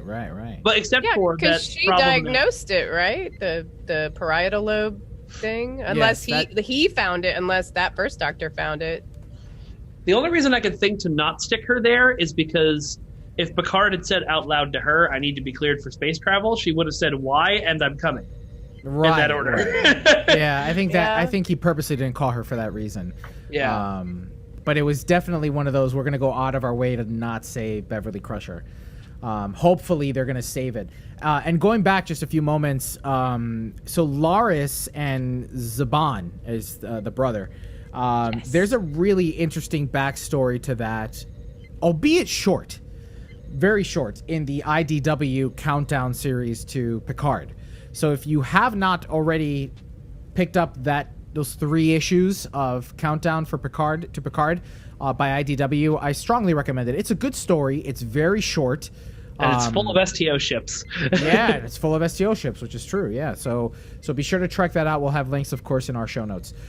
Can you say the phrase "check it out" normally anymore? Have you permanently reprogrammed your brain? I've permanently reprogrammed my brain to check it out. I'll be in a meeting at work and I'll be like, let's check out. But that's okay because my boss is a Trekkie. Yeah. So, I really like this episode. I thought the pacing was still really well done because, Mike, you alluded to this earlier. It could have really fallen flat. I mean, if you watch, I think of a series like Walking Dead where it's in serialized television, right? Where you have these strong, powerful episodes and then 4 episodes of them picking berries because they have to survive the apocalypse, right? And so it just gets so boring and slow and drawn out that it's hard to keep your attention. And then, but like, for instance, the folks at Walking Dead know exactly when to pull the carpet from under you after 4 episodes of picking berries, like they just know when is enough time before people start going, I'm gonna not watch this anymore, to then kill someone off or whatever. I thought Discovery suffered from this problem in both their seasons, where it just couldn't maintain and figure out its pacing. Picard, however, we're 2 episodes in, and I think that by comparison to these other series like The Walking Dead or Game of Thrones or any other serialized television that you can watch now, the pacing is still not suffering those issues that a show like The Walking Dead might have faced, where it just slows to a crawl. Yeah, I mean, at least so far, and it doesn't seem like they'll be slowing down. I think Michael Chabon? How do you pronounce that? Chabon. Michael Chabon is really good at that kind of pacing stuff. So hopefully that'll continue as the series goes on. The one thing that from this episode, not even that I didn't like it because I liked it, but the big reveal that her boyfriend was a secret Romulan operative. Like, the first time you saw him in episode 1, they played the most sinister theme they played in the entire series. That guy walked up, so I was like, oh, he's evil. Okay. Right. But you could tell because he had the crazy eye. You knew he was a bad guy. I mean, come on. Well, I mean, hunky guys with beards in the new Star Trek are universally secret operatives for something. That's right. Except for Spock. Oh my God! Yes, they are. or all the British guys playing a standard American accent. Yeah. That too. Yep. Jason Isaacs, no, got it. He's British. Yeah, I got it. I got it. I was there with you. Thanks, guys. And Avenue 5, if you've watched that. Yeah. Oh, I want to watch that. Oh yeah. Oh, it's so good. So now something to take note for this particular episode, and this was discussed further in Will Wheaton's Ready Room, is that the Borg reclamation site isn't necessarily a secret. It's not a clandestine thing. It's been confirmed that there are, in fact, not just Romulan collaborators on there, but Federation collaborators. I mean, if you watch the episode, you see Andorians, you see Vulcans, you see people from all sorts of species in the Federation collaborating to harvest technology and liberate Borg from the collective. So they actually mentioned in the YouTube video they made about the artifact, which is what they're calling it, it was discovered in Romulan space, which is why Romulans are controlling the general like flow of everybody here and there, but they have opened it to scientists from everywhere. So like as long as you can pass the Romulan security checks and whatever, you're allowed to go and study the Borg there. Right. That's interesting. I'm gonna watch that after this. They also said that the Romulans were developing, or were taking the Borg implants and developing them into like military technology that they then sell, which had not been covered in the episode yet. And I was like, oh no. Well, Captains, that's it for this. Well, Captains, that's it for this review of Star Trek Picard's second episode, titled Maps and Legends. Of course, our next community question is to find out what you thought about the show. Share your thoughts, opinions, and reviews of the episode on our website at PriorityOnePodcast.com or by replying to our community questions for this episode on our social media channels. Actually, Mike, why don't you read now? Let's open hailing frequencies and see what's incoming down here below. Now let's open hailing frequencies and see what's incoming. Nice. Everybody hit stat. Stat! I hit that as I was saying that, so you're gonna get a stat!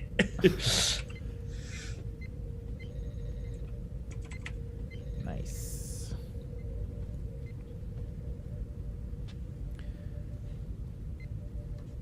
Lots of good chat happening in the chats channels. Hello, chat. All over the place. Let me see if I can see anything here while we're exporting. Someone's asking if you're doing a stream this week. I am, yeah. Excellent. Ah, yes, Capt Wit. I don't know what I'm doing it about yet.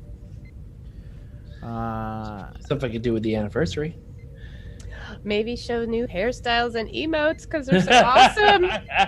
I know. I literally logged into the game just to get my poker emote and see what it looked like. I haven't actually seen that one yet. What does it look like? It's awesome. You're holding 3 cards as an ace, a king, and a queen of hearts. Nice. Oh, it's that kind of poker. Maybe I may have misread it as poke, and like the avatar just does like it does some kind of poking gesture. Oh, no, I'm gonna have to get that one. Like you're playing poker. I know. I'm already like, we need to have poker parties now. Nice. We already had a disco dance night, on the Nimbus dance floor because it's disco-y. I want to do someday one of those Star Trek Adventures tabletop games that people play in Star Trek Online. Like you all go to some captain's ready room and role play. Ooh, that'd be cool. Yo, yeah. Why don't we do that for Vegas? Can we collaborate and do that for Vegas? Sure, we'll figure it out. We'll figure it out. All right. Yeah. I'm ready to go, by the way. We're we're gonna do laser tag again. Either way. Yeah, we didn't do laser tag the first time. No, y'all chickened out on us. I was like, let's do it, and you were like, oh man. Okay, We're doing laser tag this year. this is for chat. This is for chat and for you. Weston just posted a video that I can't show you, but man, is it cool! It's so cool. It's so cool. When can you show us? I don't know. Oh. We all want to see like outtakes of the emote, like Weston recording himself. Like we want to see those. If I can get, I need a second Elgato, and if that comes in tomorrow, like it's supposed to, one of my hopes was to get Weston in to do a stream like I did with Jesse that one time, where we like actually show the tools and like show how he makes a cutscene. I think that'd be dope, but we'll see.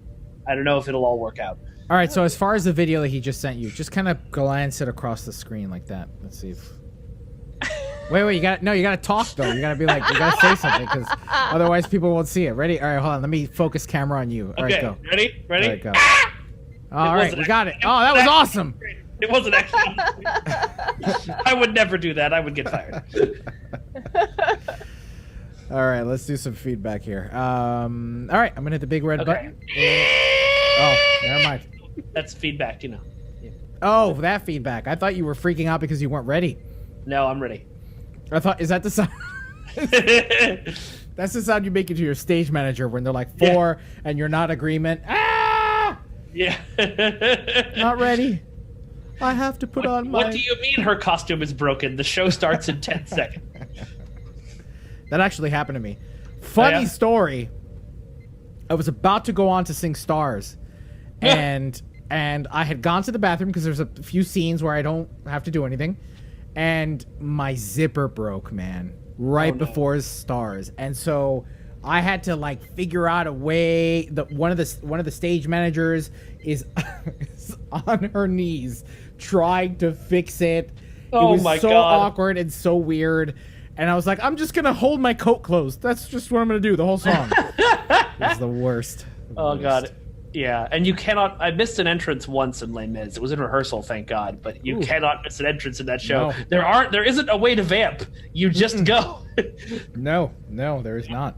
There's not. It turns out the fast change from prisoner Valjean to rich Valjean is a fast change. Yes. All right, everybody hit the big red button in 3, 2, 1. This is Elijah, feedback sync 1. This is Kat, feedback sync 2. This is Mike, feedback sync 3.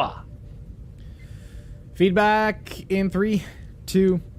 Well, Captains, hailing frequencies are now open, and we're ready to receive all of your incoming messages. It was another great week this week with wonderful conversations. Please keep them going, and we apologize if we can't get to you this particular week, but keep chatting with us, because I assure you, we'll get to you soon. He'll find you. He knows where you live. He'll get to you soon. I have a certain set of skills.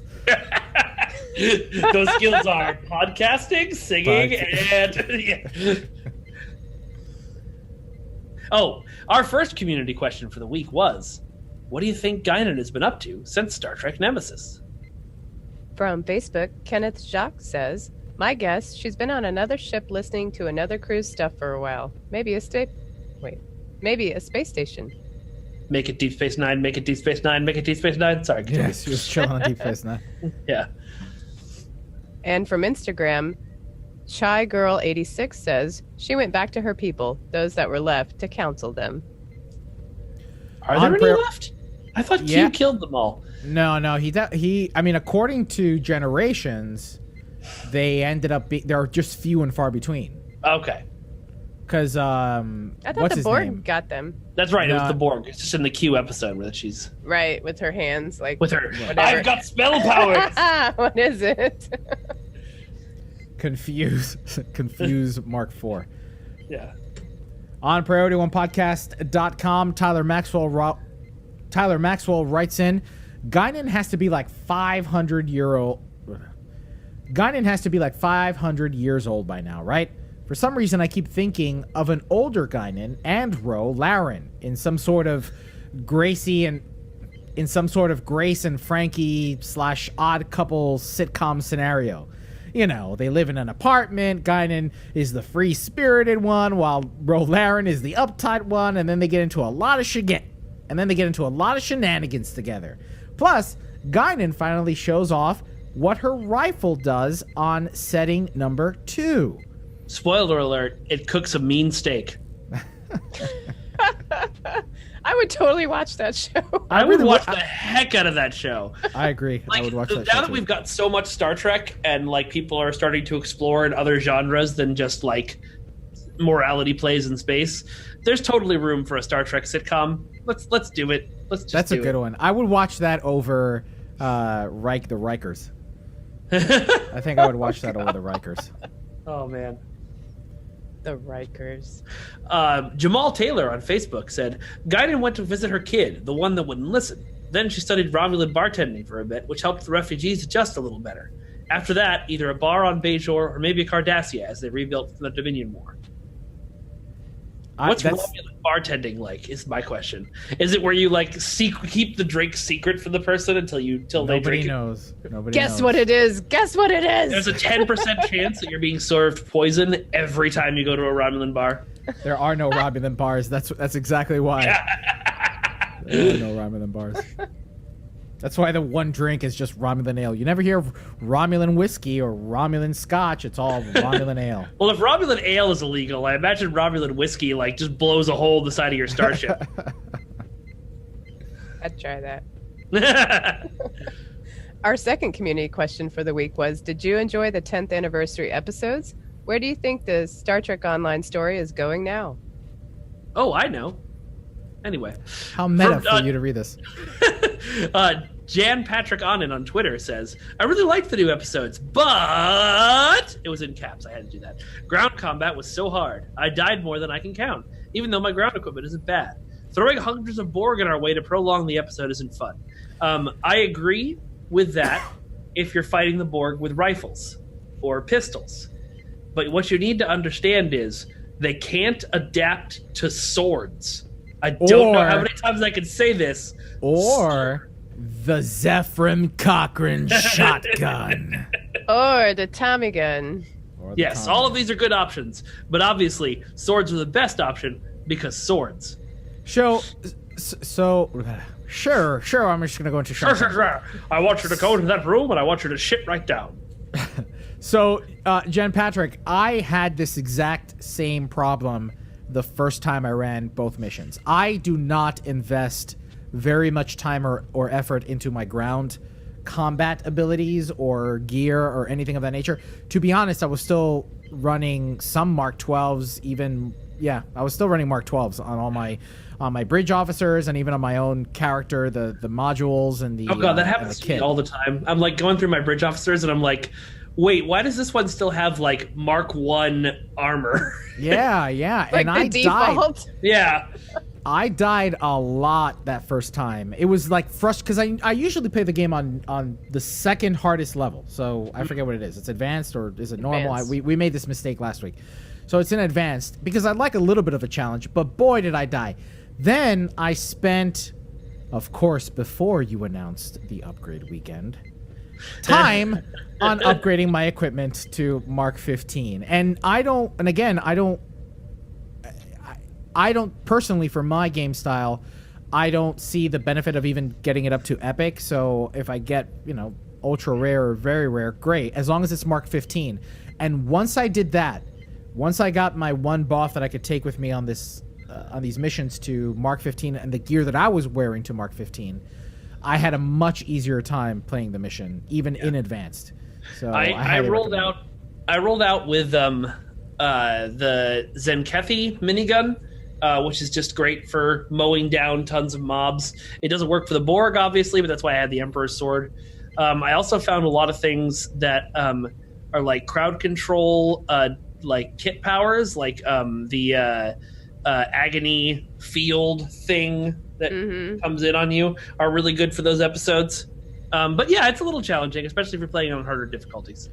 Captain Wit9 on Twitch suggested about making it multiplayer, but I thought I saw our Vera or somebody mention that is coming down the road, or at least that it'll be 2-player at the very least.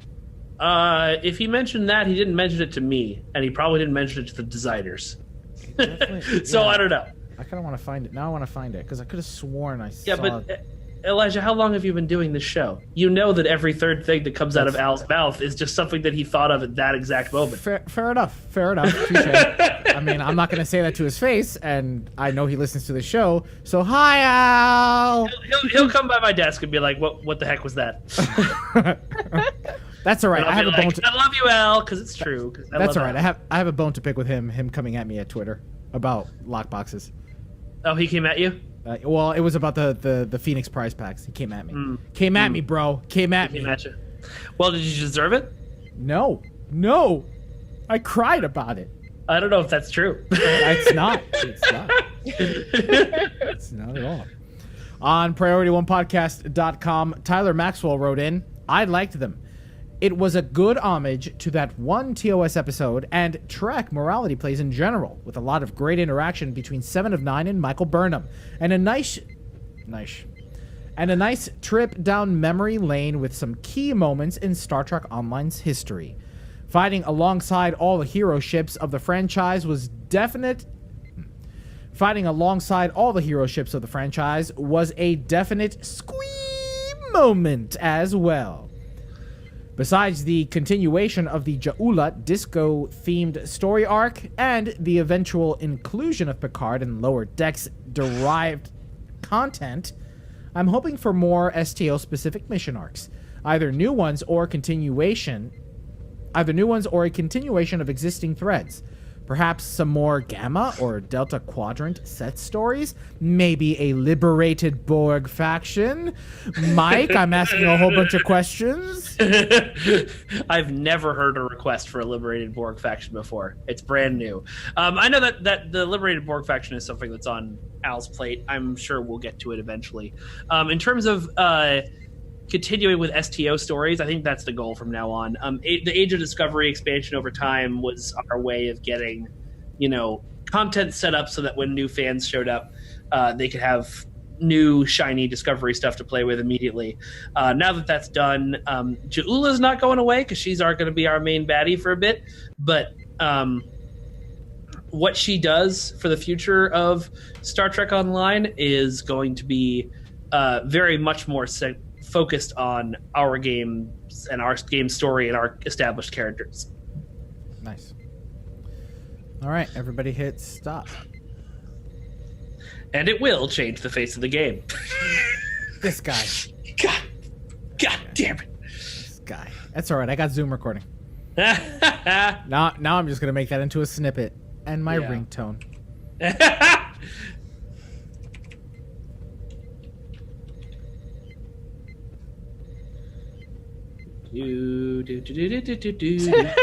Panda. What? Panda wants a Captain Killy dating sim. Listen, what you guys create in your own free time. Hilarious. There were Duncan Idaho for a while was using a dating simulator creator to recreate some of his old Foundry missions. I wonder whatever happened with that. You can ask him. He's in the chat. Yeah, he's in the chat right now. Hello, Duncan, Idaho. All right, folks, our last segment of the night, closing. All right, I am saved and exported and ready to go whenever you are. Cool. Awesome. All right, I'm going to hit the big red button. Kat, you ready? Mm-hmm. All right, I'm going to hit the big red button in 3, 2, 1. This is Elijah, closing sync 1. This is Kat, closing sync 2. This is Mike, closing sync tray. All right, closing. I don't remember what the community questions were because I made them up, so I'm going to just jump over that. All right, 3, 2. Well, that wraps up episode 447 of Priority One, a Roddenberry Star Trek podcast. But there are more great shows available to you on the Roddenberry Podcast Network. Just visit podcasts.roddenberry.com for a complete list. Then be sure to subscribe to them all and share them with your friends. As a matter of fact, we are now on iTunes as one master feed. So just do a search on iTunes for the Roddenberry Podcast Network. Neat. But we can't forget to send a special thanks to some of our Patreon supporters like Diana Gunther, Darnell Dwayne Ross, David K. Rutley, Joshua Selig, and Peter Archibald. Can I do the Patreon supporters in my announcer voice? Yeah. But we can't forget to send a special thanks to some of our Patreon supporters like Diana Gunther, Darnell Dwayne Ross, David K. Rutley, Joshua Selig, and Peter Archibald. You see that, Captains? Just head on over to patreon.com/priority1, and you too could have your name read like Mike just did, with such gusto and awesomeness. Consider becoming a patron. Gusto. I'm not promising gusto, but you could do it in your computer voice in the future. Okay. That's true. All right, let's. How about we switch it? Kat, why don't you read the next one? Captains, it's important to us that you get your voice heard and you participate in the conversation. Leave us a comment. Let me try that again. Leave us a comment on our website at PriorityOnePodcast.com, on our Facebook page at Facebook.com/PriorityOnePodcast, or find us on Twitter and Instagram at PriorityOnePod. Don't miss a thing from the Star Trek multiverse. Catch our episodes every Friday by pointing your favorite podcast app to Oh, crap. That's what happens when I go off script. Don't miss a thing from the Star Trek multiverse. Catch our episodes every Friday. Just open your favorite podcast app and run a search for Roddenberry. There you'll find us and our friends on the Roddenberry Podcast Network. Skip the rest. Go ahead, jump to the next. And if you're still craving more, be sure to spend time with Winters and me and the Priority One Armada Saturday nights. The Armada broadcasts live to review the latest news from Star Trek Online and the Armada community, including spotlighting some of its amazing members. With regular giveaways, there's something for all STO players, whether you are new or a veteran. Follow us on all our social media accounts for broadcast times, and if you'd like to join the Armada, visit PriorityOneArmada.com. I think we need to read how that's actually written. Well, that's for Anthony. That's for Anthony. Yeah. This is obviously. I say .com like properly. So Anthony moved to New England, so his comms were coming out as a different word that I don't want to really say out loud. Oh, okay. No, that's the other one. Okay. And so I hadn't noticed it while we were live, and it was a gradual thing. So I'm editing the show, or I'm QAing the show one week, and I'm like, oh my God, is he doing this on purpose just to piss me off or what? And so I was like, bro, you got to say .com. Okay. Become more conscientious. Com, open the mouth. Okay. Not don't open the mouth though. Don't open the mouth. Yeah, that's not. This episode of Priority One is, bro, you guys suck. I think that's the problem, actually. Oh, God. All right. Amazing. This episode of Priority One podcast is brought to you by our community This episode of Priority One podcast is brought to you by our community patrons through patreon.com.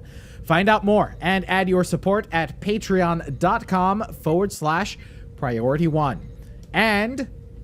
But if you cannot make a financial contribution, that's okay, because there's another important way you can support the show, and that's by sharing it with your friends. Whenever you see us post the episode, be sure to tell your fellow Trekkies that they can get the weekly roundup of news right here on Priority One. Hey, Elijah, have you ever heard of this cool show called Priority One? Have you ever heard of our Patreon account at patreon.com/Priority One? That one. I was demonstrating how to share with your friends, but apparently in this scenario, your friends already know and are like, well, go on their Patreon immediately. Yes. No. How can we share, Mike? Don't forget to tune in to Priority One Okay, hold on. Don't forget to tune in to Priority One Productions' Guard Frequency podcast at guardfrequency.com. Each episode, the Guard will take you inside the universe of your favorite space sims, including a tabletop adventure played out by your hosts. And Heroes Rise brings you up to date with the world of Dungeons and Dragons.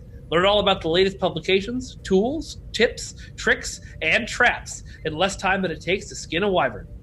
Head on over to heroesrisepodcast.com to discover their secrets. A very special thanks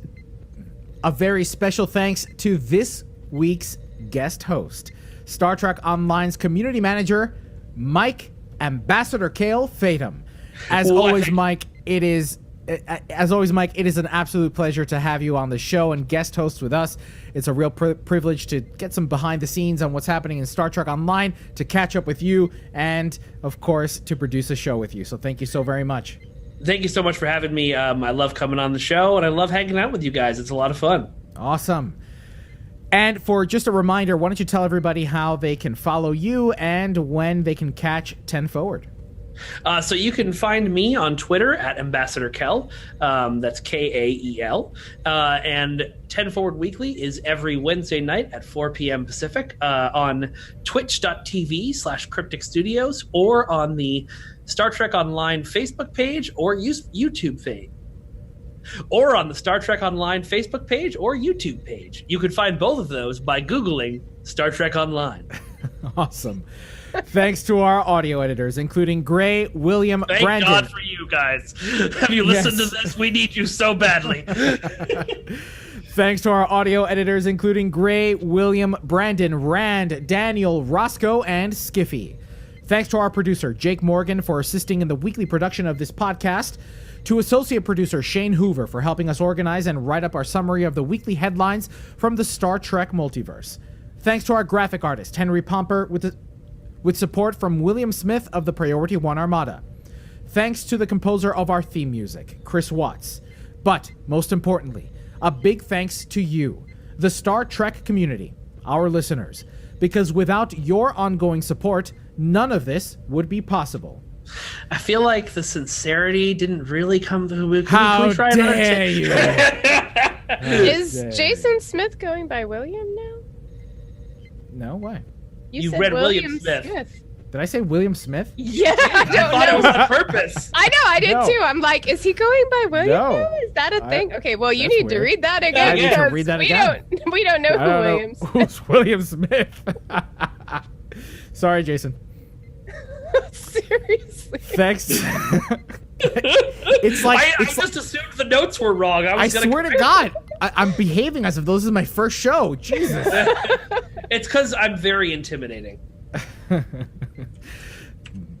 Maybe. Thanks to our graphic artist, Henry Pomper, with support from Geraldine Smith of the... No, I'm sorry. Julio Smith. Wilson Smith. I'm just going to go through every name. Thanks to our graphic artist... Thanks to our... Did you just This spit needs to into be your something wine? I Cat Cat just- failing to say this over and over. Cat just... She just snorted wine. Cat, later when you think your nose is bleeding, it's okay. It's just wine. I heard it. Blup. Thanks to our graphic artist. Okay. Thanks to our graphic artist, Henry Pomper, with... Guys. Thanks to our graphic artist, Henry Pomper, with support from Jason Smith of the Priority One Armada. Thanks to the composer of our theme music, Chris Watts. But most importantly, a big thanks to you, the Star Trek community, our listeners. Because without your ongoing support, none of this would be possible. All right, everybody. He stop. did it! Hero! Janet Smith. Jayla Smith. John Jaula Jacob Smith. Jingleheimer Smith. His name is my name. Oh, Man. Wow, that's amazing. Wow, that was Awesome. good. All right. All right, hitting stop. All right. Cool. Classic. Awesome. Well, Captains, we hope you enjoyed our live episode of Priority One, a Roddenberry Star Trek podcast. We encourage you to join us each week on Tuesday nights at around 8 p.m. Eastern when we go live and review the latest news from the Star Trek multiverse. Of course, also covering the news on Star Trek Online. Again, Mike, thank you so very much for joining us this week. It's always a pleasure having you, man. Thank you so much for having me. It's always a pleasure being here. Thank you. Thank you. All right. That's it. We're going to go record after hours. And if you want to hear that, be sure to subscribe and become a patron at $10 over at patreon.com/priority1. So check that out. Mike, thank you again. Say goodnight, everybody. Good night, everybody. Good night, y'all. Good night. Good night.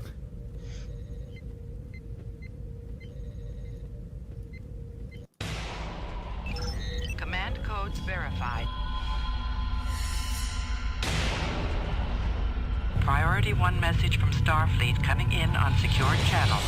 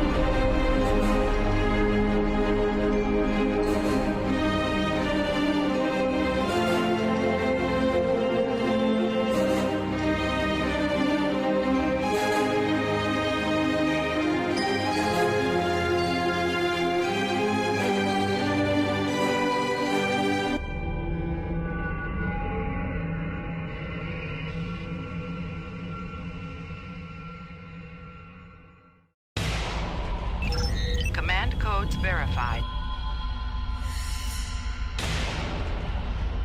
Priority 1 message from Starfleet coming in on secured channel.